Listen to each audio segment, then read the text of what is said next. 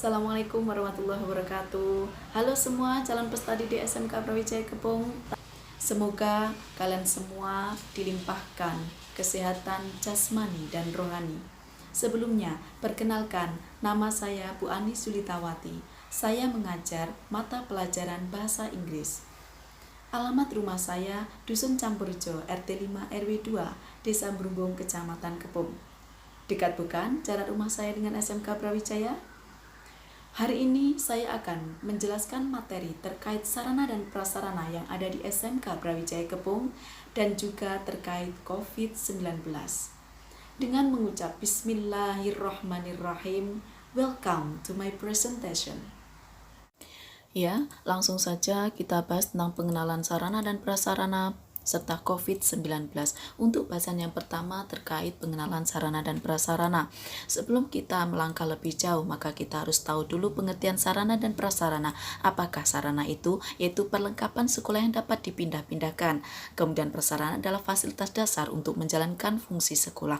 Di sini nanti saya akan menjelaskan lebih detail lagi, termasuk contoh dari sarana itu sendiri. Apa saja sih contohnya? Karena kita tadi sudah mengetahui bahwa sarana itu dapat dipindah-pindahkan, otomatis meja dan kursi. Yang selanjutnya yaitu ada sapu, ada tempat sampah, ada gayung, dan masih banyak lagi lainnya sarana ada di SMK. Dan di sini perlu diperhatikan, apabila siswa-siswi merusak sarana yang ada, maka wajib mengganti. Kemudian prasarana yang ada di SMK Brawijaya Kepung, selain ada gedung dan ruang kelas, maka di sini ada ruang kantor, kemudian ada ruang guru, RPK UTKB, RPK RPL, toilet guru dan siswa, UKS, dan masih banyak lagi. Nah, di sini saya tunjukkan denah sekolah. Ada perbedaan warna, untuk yang warna biru, kemudian hijau, dan lain sebagainya, pasti akan kalian pahami nanti kalau kalian sudah berada di SMK Brawijaya, di lingkungan SMK Brawijaya. Nah, untuk kelas, pembagian kelasnya nanti akan disampaikan di papan pengumuman. Jadi tidak perlu khawatir, tidak usah bingung, tunggu saja pengumuman. Nah, perlu saya jelaskan di sini yaitu tanda merah, atau di sini ada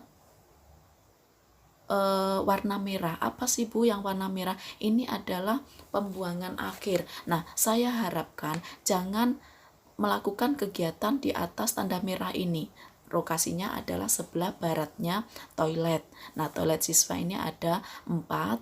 Nah, sebelahnya ini ada tanda merah yang tidak boleh kalian lewati. Tidak boleh kalian lakukan kegiatan di atasnya. Karena apa? Takutnya nanti merusak.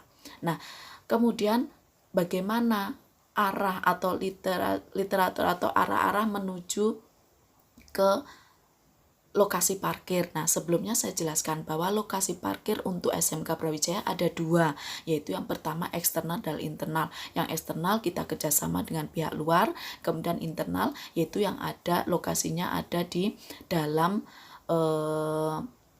lingkungan sekolah atau di area sekolah. Nah, jalur untuk masuk ke SMK Brawijaya, pengendara maupun siswa lainnya yaitu melewati pagar belakang. Nah, di sini berlaku juga untuk pengendara yang mungkin pengendara sepeda motor yang membawa kendaraannya. Nah, dari pintu keluar ini atau pintu masuk dari timur ini, kalian akan melakukan kegiatan cek suhu. Nah, nanti setiap kalian masuk sebelum pembelajaran atau mulai masuk ke area SMK Brawijaya, maka kalian harus cek suhu dulu. Kemudian ada area cuci tangan di sebelah lantai 1 atau di bawahnya tangga. Di situ tertera jelas yaitu tempat cuci tangan bagi siswa yang masuk ke SMK Brawijaya Kepung. Nah, untuk jalur parkir internal yaitu ikuti jalur kuning ini. Jadi nanti sebelah baratnya bangunan bertingkat, kalian langsung menuju ke selatan, kemudian belok ke barat. Nah, di sini adalah lokasi parkir. Nah, harapan saya di sini kalian menatanya harus rapi, jangan berantakan. Kalau sampai berantakan, pasti akan saya tegur dan maaf untuk selanjutnya harus parkir di luar. Nah, kemudian upaya pemeliharaan sarpras itu ada harian, ada mingguan, dan ada periodik. Nah, dari ketiga upaya pemeliharaan ini yang paling penting itu adalah harian sebenarnya. Nah, kami tidak akan melakukan mingguan dan periodik secara keras atau secara besar-besaran kalau harian ini kalian lakukan betul. Nah, apa saja sih harian itu? Yaitu membersihkan ruang kelas dengan sesuai jadwal piket, membersihkan koridor, ventilasi dan halaman, membersihkan pintu dan jendela, menyirami tanaman hijau, kemudian membersihkan dan menyiram kamar mandi WC, membersihkan dan mengeringkan lantai yang terkena air hujan, dan masih banyak lagi untuk kegiatan harian. Nah, yang berikutnya adalah yang perlu diperhatikan juga alur laporan. Apabila ada permasalahan sarana dan prasarana, langsung difoto saja. Siapa Bu yang boleh melaporkan? Yang boleh melaporkan adalah siapa saja, yaitu anggota atau termasuk anggota kelas atau termasuk warga SMK Brawijaya Kepung, yaitu responnya bisa ketua kelas, perangkat kelas ya, kemudian anggota kelas. Cukup difoto, kemudian dilaporkan. Lapornya ke siapa? Ke wali kelas. Nah, nanti wali kelas bisa menindaklanjuti atau menyampaikan ke Wakasarana Prasarana, atau mungkin kalian kenal dengan saya sebagai Wakasarananya, maka kalian bisa langsung lapor ke Bu Anis sebagai Wakasarprasnya. Nah, dengan menggunakan foto ini Bu, dan menjelaskan juga foto plus lokasinya. Nah, kenapa perlu adanya laporan? Karena semua sarana yang ada di SMK ini sepengetahuan saya, maka dari itu saya minta tolong kepada kalian untuk melaporkan kepada wali kelas ataupun saya. Oke, kita lanjutkan untuk yang bagian COVID-19. Pasti kalian sudah tidak asing ya dengan kata-kata ini COVID-19. Tapi apa sih COVID-19? COVID-19 itu adalah suatu virus atau penyakit menular yang disebabkan oleh virus SARS-CoV-2. Nah, kemudian sekarang yang tidak asing lagi dan pasti kalian semua juga sudah tahu ada varian yang terbaru dari India, yaitu ada COVID-19 Delta yang mana mulai masuk ke Indonesia.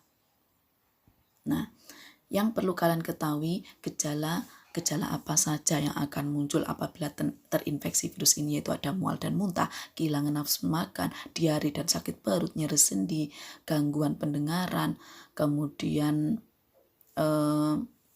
pembekuan darah, ada gangren juga.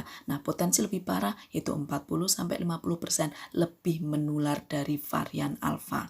Nah, maka dari itu kita harus menerapkan 5 hal penting jika COVID-19 termasuk Delta ini tadi ya. Apa saja 5 hal penting itu? Untuk yang pertama, yaitu sering mencuci tangan pakai sabun. Di SMK kita sudah disediakan. Kemudian nanti kalau kita masuk kelas sebelum pembelajaran, sebelum kita belajar, maka kalian harus menggunakan hand sanitizer juga. Yang kedua, tetap tinggal di rumah. Saya mohon sekali lagi jangan keluar, karena kebanyakan untuk mulai tahun ini menyerang banyak sekali anak-anak muda sampai ke balita. Makanya dari itu kalian harus tetap menjaga protokol kesehatan, yaitu tinggal di rumah kalau tidak ada hal yang sangat penting. Yang berikutnya, jaga jarak dan hindari kerumunan. Maksudnya bagaimana? Biasanya kalau kalian sering, maaf ya, cangkruan di warung, itu untuk sekarang dihindari dulu. Beli saja sesuatu, atau apabila kita membutuhkan sesuatu ke warung itu ya beli, kemudian langsung pulang. Jangan sampai berkerumun. Selanjutnya, untuk yang keempat, yaitu tidak berjabat tangan. Bahasa pendidikan yaitu ada namaste. Namaste yaitu meletakkan kedua tangan di depan dada, kemudian kita sambil mengangguk, itu adalah pengganti jabat tangan untuk saat ini. Yang kelima, pakai masker bila sakit atau harus berada di tempat umum. Nah, maksudnya dari penjelasan nomor 5 ini tuh, yaitu diharapkan kalau keluar rumah wajib pakai masker. Ya, pakai wajib masker. Malah ada beberapa dinas kesehatan terkait mengharapkan untuk saat ini menggunakan masker double. Kemudian terkait COVID-19 juga, di sini ada langkah-langkah pelaksanaan protokol pencegahan penyebaran COVID-19 di SMK Brawijaya Gembong. Saya harapkan kalian sangat mematuhi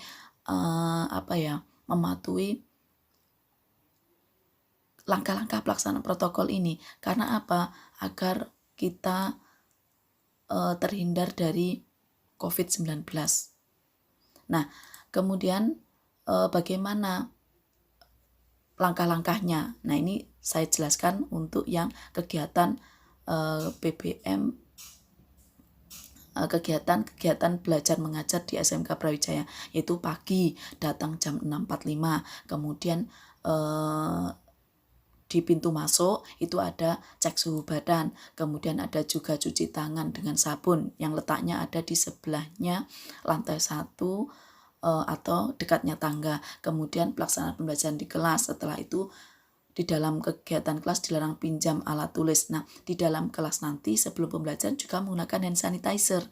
Kemudian ada bekal bawa sendiri, maaf, karena di sini waktu kegiatan pandemi ini tidak ada kegiatan istirahat, maka bekal bawa sendiri. Nah, kemudian tolong perhatikan gambar ini. Nah, protokol kesehatan sebelum masuk kelas, di sini ada kegiatan namaste di gerbang belakang ini ya. Tolong diperhatikan, namaste ya seperti ini, kemudian akan dicek suhu. Dan maaf apabila kalian sakit dengan suhu yang sudah ditentukan batas maksimalnya boleh mengikuti kegiatan pembelajaran, maka apabila kalian melebihi batas waktu itu, melebihi batas maksimum cek suhu, maka kami memberikan izin kepada kalian untuk pulang saja, istirahat di rumah dengan syarat izin kepada guru piket. Yang berikutnya yaitu ada kegiatan cuci tangan yang sudah saya jelaskan tadi, ada di sebelahnya ruang kelas. Nah, penggunaan masker yang benar di sini perlu saya sampaikan. Maka penggunaan masker yang benar itu harus rapat, ya, tidak boleh kelihatan mulutnya atau kelihatan hidungnya. Nah, bagaimana sih Bu penggunaan masker yang salah? Nah, kita lihat di sini. Yang pertama, penggunaan masker yang salah. Perhatikan, masker untuk mata. Padahal yang ada di mata adalah kacamata. Ini adalah penggunaan yang salah, walaupun hanya bercanda. Tapi kalau di area SMK Brawijaya tidak boleh menggunakan masker dengan cara seperti ini. Yang kedua, yaitu menggunakan masker di dagu. Ini banyak sekali, bukan hanya di area sekolah, di lingkungan sekolah juga harus seperti ini. Tidak boleh seperti ini. Jadi harus menggunakan masker di yang bisa menutup hidung dan mulut. Tapi kalau di dagu ini maaf, tidak boleh. Apabila ketahuan maka nanti bisa ditegur. Yang berikutnya, dalih-dalih karena sangat takut dengan COVID, maka dia menggunakan jas hujan lengkap, kemudian helm, karena ini berkendara ya, saya menggunakan samplingnya berkendara, jilbab ditutup untuk mulutnya. Nah, ini masker untuk mata, hampir sama dengan gambar yang pertama tadi. Ini salah kaprah ya. Kemudian semoga ini harapan saya Pak, semoga kita semua dilimpahkan kesehatan jasmani dan rohani, selalu berdoa menurut keyakinan kalian, dan yang paling penting adalah patuhi protokol kesehatan. Sedikit kata-kata indah untuk kalian tentang waktu. Waktu mengubah semua hal kecuali kita. Kita mungkin menua dengan berjalannya waktu, tetapi belum tentu membijak. Kitalah yang harus mengubah diri kita sendiri. Semua waktu adalah waktu yang tepat untuk melakukan sesuatu yang baik. Jangan menjadi remaja yang masih melakukan sesuatu yang seharusnya dilakukan saat kanak-kanak. Tidak ada harga atas waktu, tapi waktu sangat berharga. Memilih waktu tidak menjadikan kita kaya, tetapi menggunakannya dengan baik adalah sumber kekayaan. Demikian presentasi dari saya. Assalamualaikum warahmatullahi wabarakatuh. SMK bisa, SMK hebat.